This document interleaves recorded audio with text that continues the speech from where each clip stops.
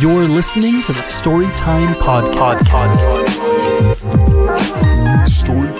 Today's episode is going to be about what qualities do you need to become a successful business owner or entrepreneur. And I'm so excited. We have Brendan McCauley in the studio. And Brendan, if you just want to do a quick intro about yourself and kind of how you became a business owner and entrepreneur, that'd be awesome. Kind of just your story. Yeah, 100%. Love that intro on yours, by the way. I think that's super catchy. So long story short, I was flying Chair Force One for a corporation for about 10 years and just totally was not my personality. Pretty much through my weight loss transformation, I grew super heavy into like personal development, transformation, coaching, speaking, things of that nature. I also got a little taste of entrepreneurship. So I knew at some point I just kind of wanted to, take that leap and pull the cord. So roughly about 7 years ago, I said, all right, babe, I want to leave. Do you support me? And she's like, well, can we pay the bills? I said, well, here's what we're going to do.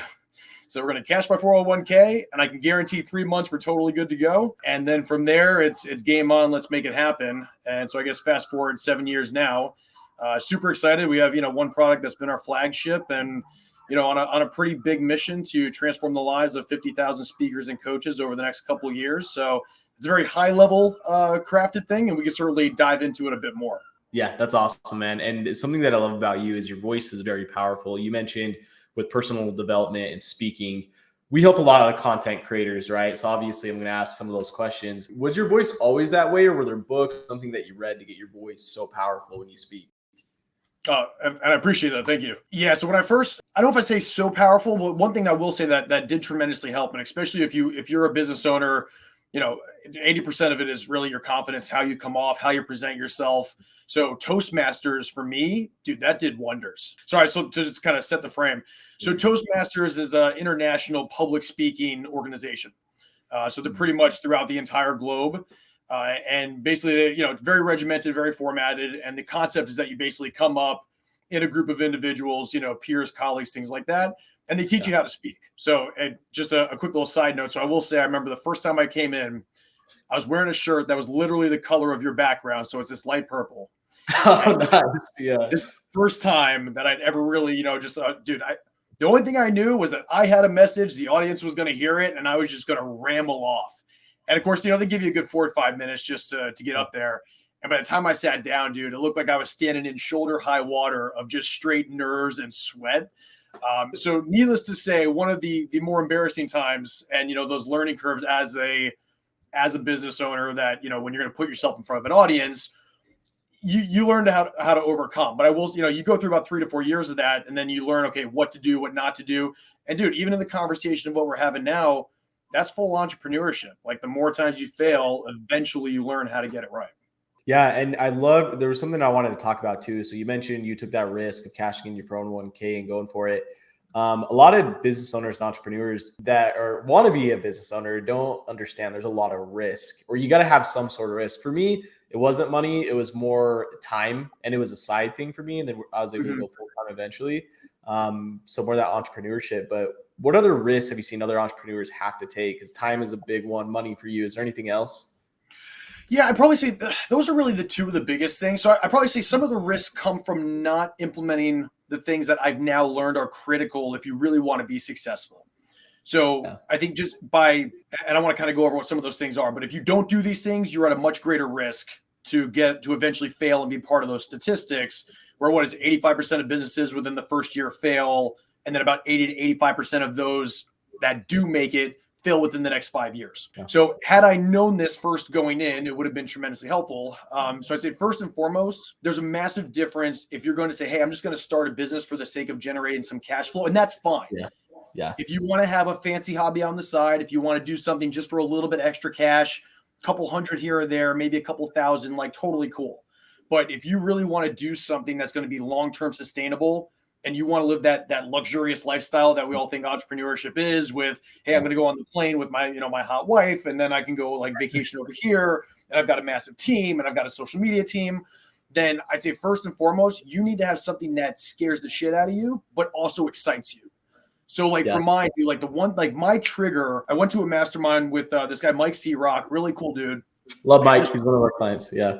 Absolutely. Right. So it's one of your clients, a total rock star, and you guys make him look like a rock star, which I love. Part of this mastermind was we all went around And they called on each one of us. And his partner, Jared Yellen, also a total other badass.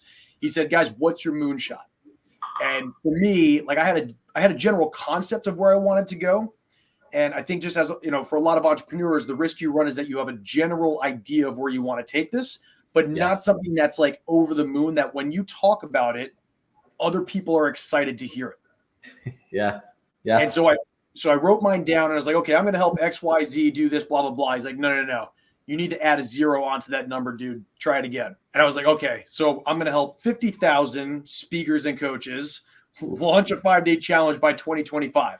And so here's why I say this. I'm looking at this. So I'm looking down at my notepad because I just wrote it and I just claimed it, right? So I just claimed my stake. I said, here's what's going to happen. It lit a fire under me like, oh my God, can I really do this? That was the first self-doubt. And then the second part behind that was, okay, now I have to do this. What is it going to take to get there? Mm-hmm. And I think a lot of us, we just have the general vague concept of I'll do something to make some cash flow, but it doesn't have the impact. It doesn't have that excitement factor. So on those times when it does get tough, it can be very challenging, in my opinion, to keep moving forward because you don't have that driving why. And dude, any book you read on any entrepreneurship, they always say start with why. That's all Simon Sinek said. And it's like if you have that driving why, it makes it so much easier to figure out the how. So that'd be the first piece. The second piece, there's a phenomenal book. It's called Good to Great. Have you ever read it before? No, I have not. I actually, when you were mentioning like the Moonshot Goal, it reminded me of the 10x rule, which I've read, and it like add a 0 to that, man. Like it dude. It does. But go ahead. Yeah, good shot. I'm gonna read that. Good to Great, phenomenal book. It talks a lot about like foundations and like key people to have on there. The concept behind it is they took roughly a dozen companies. Okay. And, out of all like the regular variants and stuff like that, like 10 identical companies that were going just kind of flatlined. And then out of nowhere, they all shot up and they all had very similar success. And the concept was they went to basically all these different, company owners. They said, all right, what are the key factors? How did you guys do this? Like, what is the trick? And what was really cool is it boiled down to 3 things. They said, you got to love what you do. You got to be the best at it. And it's got to make financial sense. And if you can touch on all 3 of those, then your odds of succeeding skyrocket. And so for me, what I was going through, I was trying to figure out, okay, what can I do that will encapsulate all 3 of those? Because a lot of times, dude, even if you have 2 out of the 3, you can be the best on a subject. You can love the subject. But dude, if you're working with nonprofit or, like homeless shelters and you want to be the next billionaire, like it's not going to do you much good. No, right. That's awesome. Anyways, those were 3 major takeaways that I wish I would have known that would have reduced my risk when I first started. No, that's huge. That could be a video in itself. As you talk about videos too, I think too, when you say you just went all in for it, what advice would you give someone? Because a lot of entrepreneurs, they'll dip their toe in it and they'll still have their full-time job. And I've seen people just jump in and like years later, they're super successful. Kind of what was your thought process behind that? Do you have any tips or motivation, I guess? Yeah. So here's the problem. So I'm a very big advocate that if you're going to hop in on one thing, go all out on that one thing, because unless the second thing you're doing is so complementary that it's not going to split your efforts. We say we can multitask at the same time. You're really just more multifunctioning, but then you're not, you're kind of given like 70% here and 30% here, or however you want to split that versus, all right, if I totally did absolutely nothing, but put the same amount of time, effort, energy, and focus into this one thing and actually build my own asset and build something that's going to give me that financial and time freedom that I desire versus working for somebody else for the sake of, hey, maybe they'll give me a good pension when I retire, which pretty much is not even a thing anymore. Yeah. The value and the output that you're going to get from having done for somebody else versus if you just gave yourself that time frame and just did it for yourself. Now, dude, I was it a foolish decision to say, hey, okay, whatever, I'm going to go 3 months all in on something. And here's what I'll tell you what I said to the guy. I'm like, Matt, I love what you guys do. I love what you're about. I had an opportunity, Devin, to connect with guys that were totally in the realm of where I wanted to be at the time. And that was my one jump point. And I had to get my foot in the door. And a lot of times I think for entrepreneurs, you just got to figure out where is that foot in the door? Who is that connection that you can make with and provide massive value to? And out of this whole call, in my opinion, if you take nothing else, focus on providing massive, massive value for your end user. Do not worry about yourself. Yep. If we make it all about us, like, well, where's my next paycheck going to come from? And I have to make this money. And all of a sudden we get into this like greedy, limited, lack mentality versus how do I just take this massive wad of value, dump it onto somebody that if they see this value, then it's kind of like my Dream 100. Like they'll put me in front of the right audience and we can really build and grow from there. And I think if we approach it with that, which is exactly how I did it for this gentleman, that opportunity led to the next, which led to the next. And it just, it kind of ascended from there. And then it got to the point where I said, okay, I want to create my own thing. And you learn really quick what to do and what not to do. So it was a bit of a journey. No, that's awesome. And that brings up a great story I had yesterday. Yesterday, I reached out to this loan officer and I said, hey, I just want to shoot some content for you. Because I know if I provide someone value, it will turn into more referrals, right? Even if he doesn't sign up for the package right away. Sure. And what happened by that is he posted me on a story and had 3 people reach out. And it's like, that wouldn't have happened unless if I didn't provide value for that guy for free, right? So like you mentioned, provide value for your clients. And you have a Facebook group, Brendan. What I love about that is I think it was your last video. You do live Q&A sessions of how to go through your product. I don't see that a lot in Facebook groups. First, what was your steps to creating a successful group? And then I have a follow-up question after that. Yeah. So the idea for the group, so I hadn't actually created a group for a long time and I wanted to, but again, I at the time did not have the focus up until a couple years to go to see, okay, this is what we do and this is how we do it. So because I didn't have the guarantee, I didn't have the methodology, I just had a vague concept, it was a little hard. So I think once you get to the point where you know what the intended outcome is for your audience and who that audience is, then it becomes a lot easier to build a tribe and ultimately create a movement towards something that, and again, this goes back to the reason why you want to have that why, because people will get excited by it. So I think starting with that is really the key portion, and then becomes the lead generation aspect. So there's, everyone touts that, hey, I've got the best organic, method to reach 100 people and grow whatever, or this is how you got to do it. From what I've seen that works is, initially when you make that reach out and connection, and this is honestly why I don't go on LinkedIn, because the first thing that they, do 98% of the messages I get are, hey, are you looking to scale your business to 8 figures? Hop on this webinar and let me sell you my product. And there's zero connection. There's zero hey, let me just see if you're a cool dude. So we started going with this methodology of, all right, we've got this group, this is our name. Would love to have you in here. We're just going to keep dropping massive value and hopefully you guys will get some takeaways, really build the community. And every single person that comes in, we offer them, hey, let's hop on a 10-minute call. Let me just get to know you. Are you a cool dude? Here's what drives me crazy. You wind up having 5,000 friends on Facebook. You've never talked to them. You don't know what they're up to. You don't even know if you'd want to refer them. Dude, you want to have do I want to have a drink with you on a Friday night? I want to be cool with these people because your network is your net worth, right? Right. So, when we started creating this group, now we've got people in there. And I think, while it can be a slower process, especially if you're not doing paid ads. I think the relationship capital that you build on that by having just a couple of small conversations can grow exponentially. And then they start, it's that word of mouth behind the scenes where hey, I'm in this group. These guys are cool. You got to check this out. And then I think you really start to create that viral effect. Well, dude, organic content is the way to go. You said it's a slower effect from running ads, but honestly, to tell you the truth, I've been running Facebook ads for 5 years. I don't think so. I think organic content is faster. And the reason why I say that is because you may have more people signing up through your ads. Mm-hmm. Who's really going to trust you from an ad? You know what I mean? We work with a lot of people in the mortgage and real estate industry. There's no way by you posting a picture of a house, someone's going to be like, yeah, I want to work with that guy.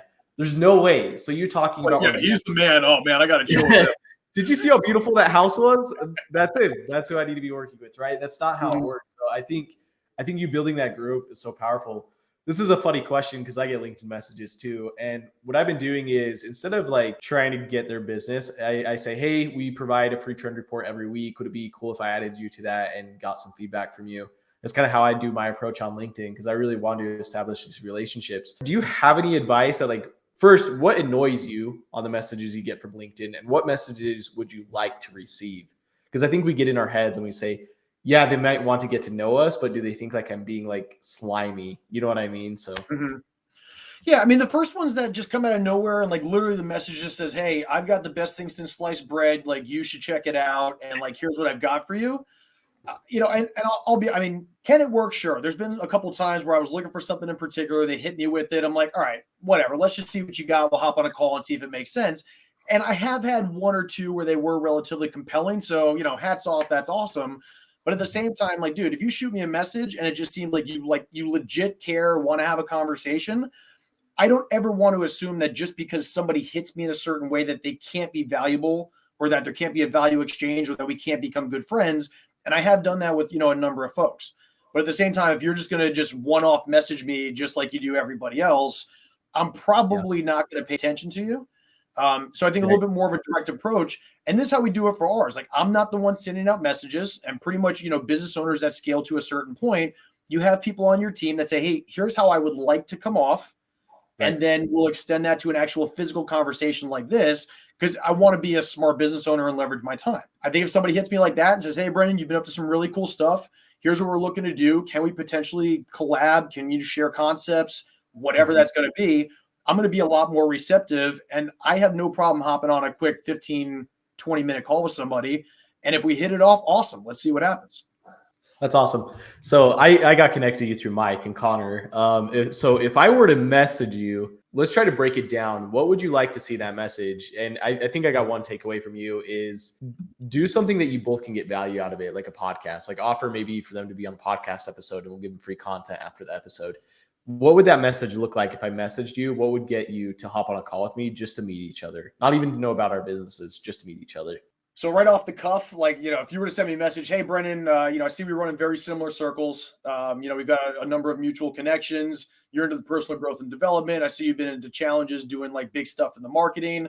I very much share a lot of those similarities. I see you're also in South Florida. I love checking out that spot.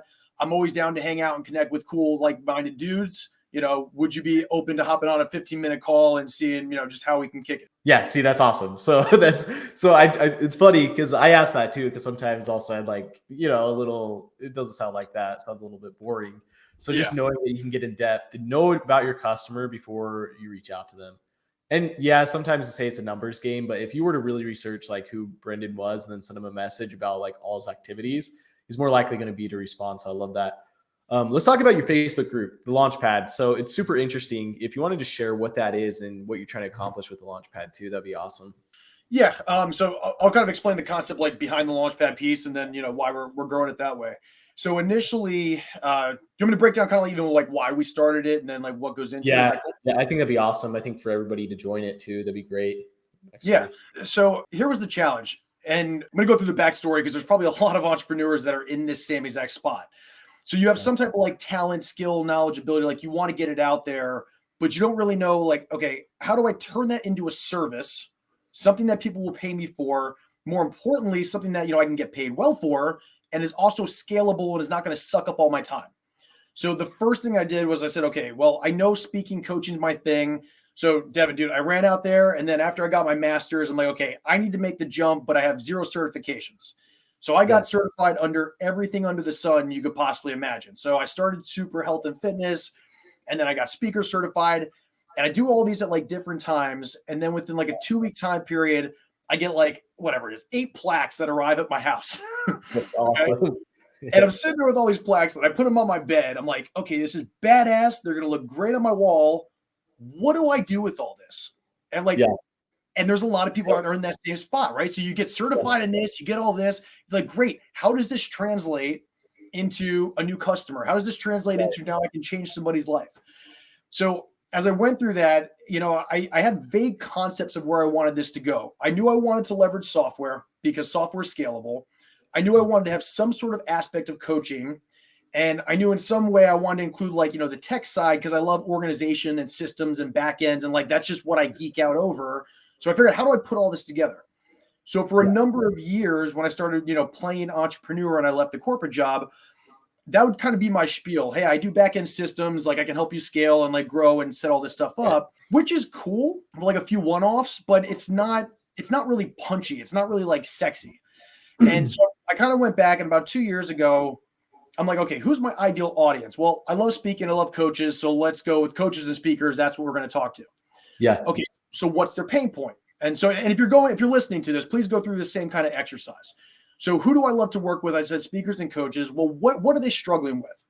And 95% of them all struggle to get leads or to get booked on more stages or to get more clientele. Right. And if you're struggling to figure out what yours is, lead gen is usually never a bad way to go because every business needs leads.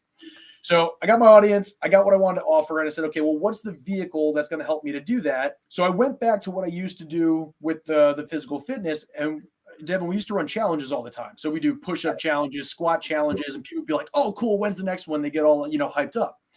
And the reason that challenges are super effective is because you have one very specific intended result in a very short period of time, and there's a lot of accountability. And you're going from day to day, so it's consistent with little wins. So it triggers the brain of like, hey, I'm going to go all out in a short burst. It's the same concept behind diets, right? People go on a diet for a short period of time, they get results, but then they struggle to stick with it. But you love to do it. So I'm like, okay, if I could create a 5-day challenge model and I could automate the entire thing, because one thing that coaches and speakers are not good at is tech. Like they hate tech. Yeah. They're great at what they do. Yeah. They love transforming lives, but 98% will say, hey, I want to be in front of an audience. I want to share my message. I want people to sign up, like period, the end. Right. So I was very fortunate about 3 years ago. I ended up going to this conference in Orlando and I came across this software and I started playing with it. And so I probably touched every software under the sun. And when I saw what they could do, I was like, okay, this combined with my concept is the answer. And if I can create something that's legit turnkey and I can have when I say, dude, everything done, I mean everything. All the funnels, all the text, the emails, the pitch deck, like everything. We use the same thing. So it's like, yeah, dude. It's nasty. It's amazing. Yep. It's nasty. So I did a version 1.0. Yeah. And I was like, all right, I'm going to do a challenge for myself just to even proof of concept. So I throw it out there and I'm like, okay, guys, in the next 5 days, we're going to throw this automation challenge. I'm going to show you how to automate your systems, blah, blah, blah. And so the challenge starts. I get about 6 people in and I'm on day 2 of the challenge and I'm like, I don't really have anything to offer. I just got some general concepts. I just want to test this out. He's like, no, dude, you got to throw an offer out there. See if people will take it. Yeah. He's like, put it at a high ticket and just watch what happens. So I threw out a $6K offer. And within 45 minutes after I presented on day 4 of the challenge, I see $6K in my bank account. I'm like, no way. That is so exciting. No way. I'm like, okay. And I'm sitting here and I'm like, you do that rock thing where you're looking at your bank account and your phone. You're like, oh, you're like, no way. Oh, it's like that first dollar that hits your account and you are just like, you're stoked. It's payday. Yeah. Right. It's payday. Right. Yeah. So I knew from that perspective, like, okay, we're on to something. Now, how do we take this and scale it? So we had this version 1.0. We got a few other people in there. And again, you learn, okay, like tweak this, modify this, change this. Okay, they need that, add this here. And so we've done this for the past 1.5 years, almost 2 years. And then I got to the point where I'm watching all these other big time guys do it because they're all using it. Tony Robbins, Dean Graziosi, Brendan Burchard, Grant Cardone, Russell Brunson, like they all use the model. And I'm like, if I can make this thing so sexy, so like a stupid, unbelievable value, no-brainer offer that every coach can use and has no reason not to, then finally I have my product that I can launch and I can scale and I can grow. So I came up with a version 2.0 and I started adding just all this cool stuff. And then we added like gamification. And now you can have like an application at the end and all the rest of it. And my dog's excited. Even he's excited about the offer right now. So we put all this together and roughly about 3 weeks ago, I reached out to my list and a couple people on Facebook. I said, hey guys, I'm gonna have this little private meeting. I want to show you this really cool thing we just put out here. And we had about 35 people hop on and 30 people said yes. Nice, dude.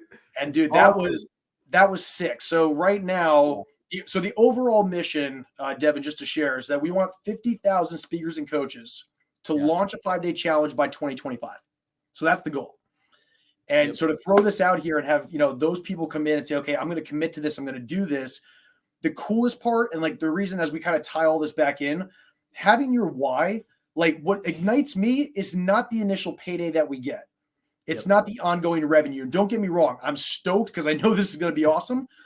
But when I can watch somebody else launch a challenge and send me a message of, hey, I had my first upsell. Hey, I had 3 people coming into my program, and like watching them light up and knowing that I had a hand in watching them do that, hands down the coolest thing and the most rewarding, fulfilling thing. I think that's why I do this. Dude, it's such a good feeling because, our company is with social media, and it's always awesome. Just get a random text like, hey, somebody reached out for my video, or hey, someone connected me with this person just because of content. So like kind of same thing, but yeah, that's awesome. Yeah. So it's a lot of fun, dude.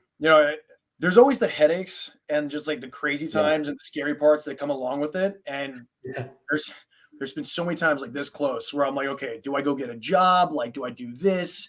Like, do I take the flight? Do I not take the flight? Times like you can't pay the rent, like all the stuff that goes with it. But I think at the end of the day, at the end of the journey, when you look back and you watch every person that's totally crushed it, they all say the same thing: don't quit.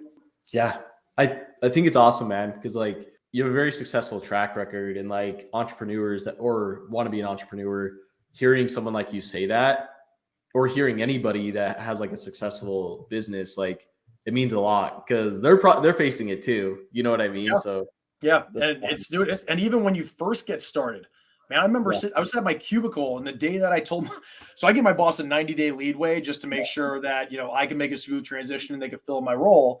Right. And dude, when you got like 5 or 6 people that walking behind you, they put their hand on your shoulder and go, "Are you sure you want to do this? Like I can like you can come back. Like we'll reverse it for you. It's totally cool." Nothing screams in your head like, "Yay, this is a great idea," more than having people just say, "Stay where you're at. I'm not sure that's safe." And so, yeah, man, when you surround yourself by people that are going to champion you and keep you in like a level head, because if your mindset ain't there, man, it's so easy to turn to things that can just totally screw you up and throw you off. That's awesome, man. Okay. Yeah, we're almost about to hit the 30-minute mark. I want to ask this question and then we'll end it. Sure. What are 3 books an entrepreneur should read today? If you could list 3 books that they should read, what are they? Good to Great, hands down. I would definitely recommend that one. Give and Take. Okay. Is another phenomenal one. And I just finished reading, there's one on Steve Jobs. It's like it's a full bio on Steve Jobs. Preface this with it's a 25-hour read. Dang it. Okay. But it's an audio, 25-hour audio. But that being the case, I'm an Apple nut, and I truly appreciate people like Apple and like Tesla, companies like that. So if you want to fully appreciate that journey, especially as you're going through it on yourself, by yourself, something I would definitely suggest. Okay. Awesome. Thanks, Brendan. I appreciate that. We're going to throw up your social handles here too. What is an ask that you have for the audience today, just to join your Facebook group, or what is that? Yeah. Dude, you know what? Even shoot me a Facebook friend request. I don't know if challenges are right for you, or if you've never even contemplated one, but you think that might be cool. I'm happy to talk about it and even help you brainstorm on how to structure it. Dude, it's literally we did it for $7. So like you come in, you join for $7, you can launch this thing up and running. And I'll tell you, man, out of all the challenges we've ran, average person does between 10 to 11K, even if it's their first one. That's awesome. Hey, thanks, man, for hopping on. We appreciate it. And we'll see you guys next time. Appreciate you, man. Thanks for listening to this episode of the Storyy Time podcast. Be sure to catch us next time to stay up to date with all the latest on content creation and social media. Also, subscribe to our trend reports at storyy.co/trend reports to get the latest trends in your inbox. We'll see you next time. Storyy Time podcast.